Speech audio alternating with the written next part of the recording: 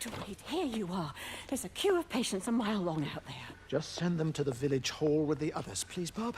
Doctor, people are scared. Mrs. Gables just called me and said her husband's vanished. She was very frightened. She said there was blood coming up from his ears and his nose. What the hell do you want me to do?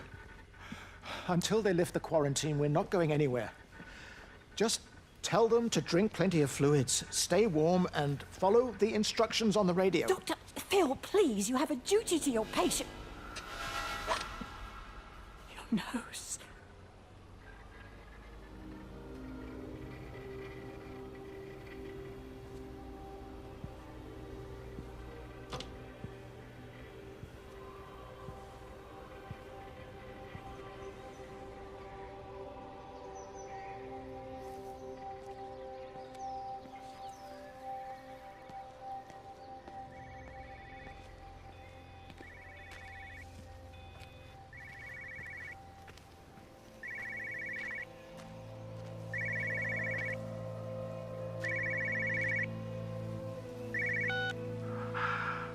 Visual and auditory distortions are becoming more frequent, along with mild convulsions to the left side, all of which support a preliminary diagnosis of intracranial hypertension, occurring as a result of a substantial and rapidly expanding tumor, originating, I believe, within the hypothalamus. Cognitive functions are currently unimpaired, aside from this crippling headache. Hemorrhaging is becoming more frequent, with darker clots passing through the nasal passages primarily. I believe I am dying. This is certainly not flu or anything else I have ever encountered. And certainly, a tumor cannot expand this rapidly. In the blood clots, I see tiny flecks of what looks almost like, if I had to try and find a description, liquid light. I cannot explain this phenomenon.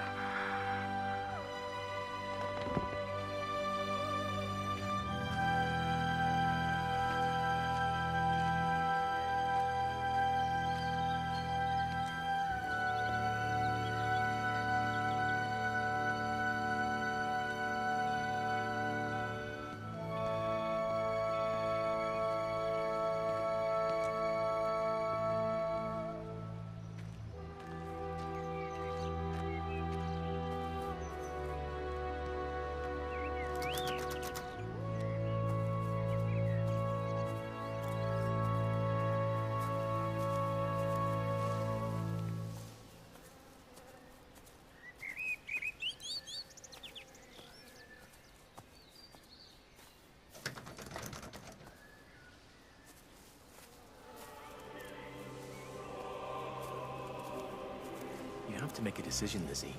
Especially now. But I do love him, Father. I love them both. He's married. There are other people involved in this. Oh, I hardly think that anyone's in the position to claim the moral high ground, do you? Well, I take your point about Stephen.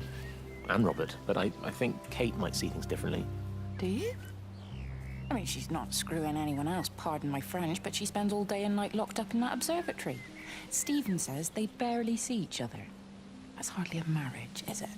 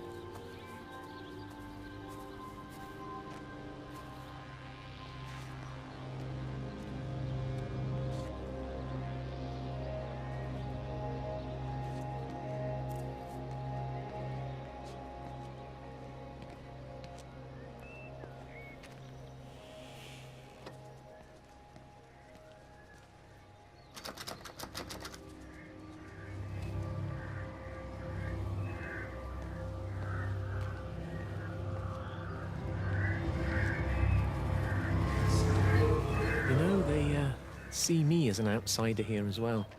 Is that supposed to make me feel any better? I understand it's difficult. That's all I'm saying. Your lot up at Vallis have never mixed with the local community.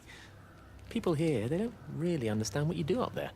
Are you trying to get me to come to your church? It's not just about faith. It's about the community. Be involved. Be seen as part of it. One of them. Good morning, Father. Lovely day. Oh, hello. Mrs. Appleton, isn't it? It's Dr. Collins. Lady scientist. Whatever next. Good morning, Barbara. Father Wheeler. You really think that's a community that will ever see me as one of them? I can live with them staring at me. They just stay out of my way.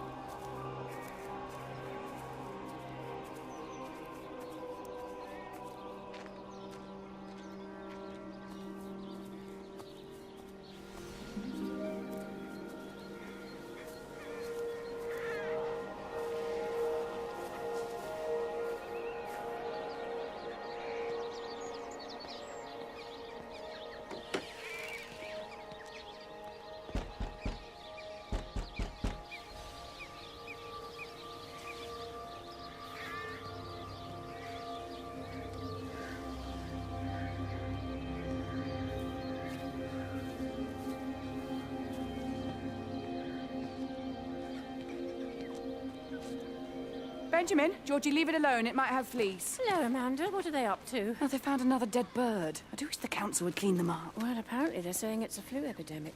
And I gather they'll be closing the roads and stations, so they're worried enough for that. Oh, for goodness sake. Well, you don't mess about with the flu outbreak, I suppose. But look, I'm just saying, if you were planning on taking the kids to Wales, now might be the time to do it. Well, thanks, Barbara. I'll have a word with Neil, see what he thinks. Now, George, Benjamin, for God's sake, leave it alone.